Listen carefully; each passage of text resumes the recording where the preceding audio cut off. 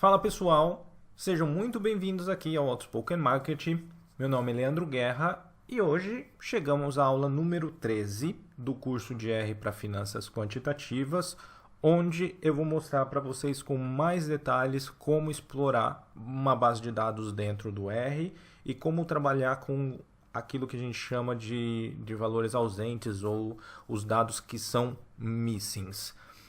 Depois de tudo que a gente viu da introdução ao QuantMod e também do Trade System e das funções essenciais, nessa segunda etapa do curso, vamos dizer assim, eu vou ensinar para vocês melhor essa manipulação de dados, porque para qualquer análise um pouco mais sofisticada que você queira fazer, é um conhecimento essencial para se ter. Então, bora lá para o R.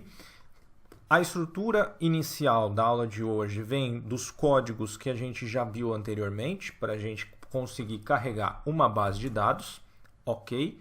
E nós também já vimos a função summary, que faz a descrição básica dos dados presentes no data frame e também faz as frequências e algumas estatísticas elementares, né? Só para recordar, mínima, se é um valor numérico, o que a gente tem no primeiro quartil, a mediana, a média e assim por diante. Se forem variáveis categóricas, ele vai mostrar, por exemplo, a soma ou a quantidade de cada uma das classes presentes naqueles dados. Aqui repare que de propósito eu carreguei os dados da cotação da Bovespa, porque tem aqui o nosso carinha da aula de hoje, que é também um ponto, que são os NAs, que a gente tem aqui 7 informações faltantes. Então, quais são as outras funções adicionais para fazer essa exploração de dados? A primeira coisa é o editor de dados. Então, se você chamar a função edit e chamar o dataframe, você vai abrir essa outra janelinha aqui ao executar o comando, que ela vai conter os dados que estão presentes ali no dataframe. Ah, Leandro, mas qual que é a diferença dessa função edit de quando a gente faz, por exemplo, o view do dataset clicando ali no nome dele dentro do environment? A diferença principal que a gente vai ter é que aqui, como o nome sugere, você pode editar. Então, se você perceber que tem algum dado errado, ou se você quiser mudar o nome de alguma variável, vai funcionar mais ou menos igual um Excel. Então, eu venho aqui, mudo, por exemplo, essa primeira informação aqui que está como row names, eu coloco, por exemplo, como data. Dou aqui Enter, OK, e fecho o editor, ele já vai mudar. E aí você vai ter aquela primeira coluna que eram as datas como o primeiro elemento do dataset. Então essa é a diferença do edit para a função view. É também simples de você inserir novos dados. Então se você tem alguma outra variável adicional que quer ser adicionada aqui, ou se você quer adicionar uma outra linha lá no final do dataset, como eu disse, funciona exatamente como o Excel.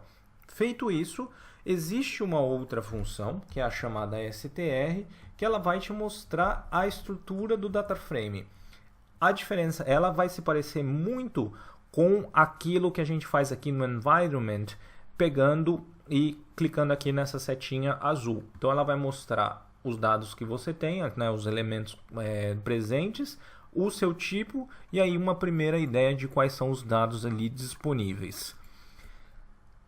Leandro, quero saber só os dados, só o nome das informações que eu tenho ali, só as variáveis que eu tenho naquele data frame. Então eu vou usar a função names, que a gente também já viu, porém hoje eu quero deixar muito claro para vocês como você trabalha melhor com ela. Repare aqui, por exemplo, que a gente tem na execução do names abertura, máxima, mínima, fechamento, mas ele está seguido aqui desse BVSP. É um nome um pouco chato de você ficar digitando toda vez. Então, como que você muda? Lembrando que tudo no R pode ser atribuído ou manipulável como uma variável, você pode fazer o seguinte.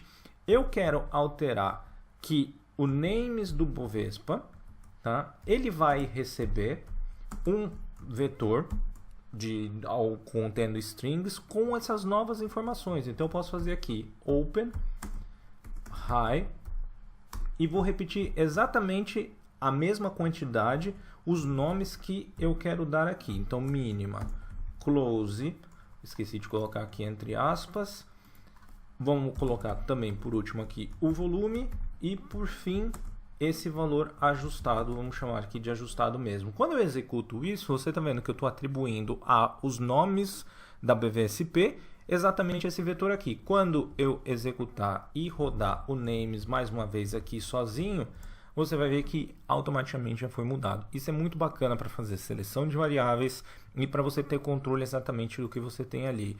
Ah, Leandro, tem um dataset muito grande, eu quero ter uma ideia do que tem nas primeiras linhas. É muito simples, você usa a função head daquele seu dataset e aí ele vai te dar as 6 primeiras linhas presentes ali. Se você quiser, você pode deixar a função head um pouco mais complexa, colocar um parâmetro nela, como por exemplo n igual a 10, e aí, ao invés das 6 primeiras linhas, ele vai te mostrar as 10 primeiras linhas, para você já ter uma primeira ideia do que é aquela informação disponível. Consequentemente, você tem a função tail de cauda, que ela funciona de maneira análoga, só que mostrando as últimas linhas presentes no dataset. Da mesma forma, você pode manipular a função tail para saber exatamente qual é o número de linhas que você vai mostrar que estão ali presentes ao final daquela base, ok? Como eu faço uma seleção de dados simples? Você vai poder fazer da seguinte forma. Lembrando sempre que você tem o seu data frame.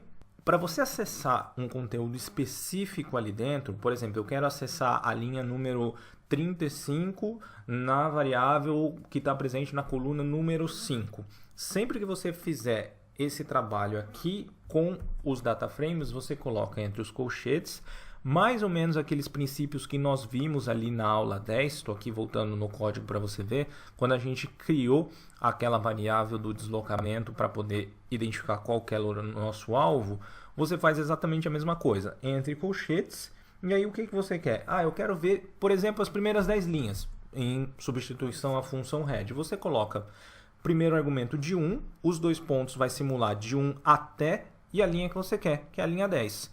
Certo? Então, esse primeiro conjunto representam as linhas. Quando você coloca a vírgula, entra as colunas. Ah, eu quero ver todas as colunas. Ok, deixa em branco. Então, você tem, lembrando, esse é o primeiro argumento representando as linhas que você quer, ou intervalo de linhas, e aqui você deixa em branco porque você quer pegar todas as colunas, mas não se esqueça da vírgula. Eu executo isso, ele me dá exatamente a mesma informação que o head 10. Porém, a flexibilidade, como eu disse, é você trabalhar isso para ver qualquer outra posição dentro ali do seu data frame. Então você pode ver, por exemplo, eu quero saber o valor presente na linha 15 e na coluna 1, 2, 3, 4, por exemplo, que é o fechamento. Então eu coloco ali 4, eu vou pegar exatamente aquela única informação do fechamento disponível. Lembrando que isso também serve. Se eu fizer a atribuição aqui e colocar um outro valor qualquer, 6666, por exemplo, e eu vou ter atribuído naquela posição, e se eu executar aquela posição novamente, eu tenho aquele dado, ok? Como que a gente vai trabalhar então para fechar a aula de hoje com os missings? A presença de missings é um pouco chata porque várias funções no R não vão ser executadas se você não fizer o tratamento adequado dessas informações faltantes. Ok? Então a primeira coisa é você entender se você tem ou não missing naquele dataset. Como que você faz isso? De uma maneira muito simples, você pode contar o seu número de missings usando a função callSums, ok? Do que? O que eu vou querer fazer? Então eu estou somando as colunas, tá?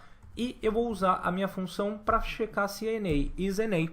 Então é NA ou não é NA daquele meu data frame. Quando eu executar isso, ele vai mostrar por coluna o número de missings que você tem, que é de forma análoga àquilo que a função summary já te trazia.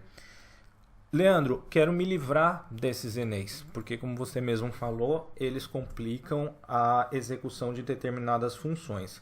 Você vai simplesmente fazer uma nova atribuição a uma variável qualquer, vou repetir o nome para não ficar poluindo ali o environment, e vou usar a função na.meet.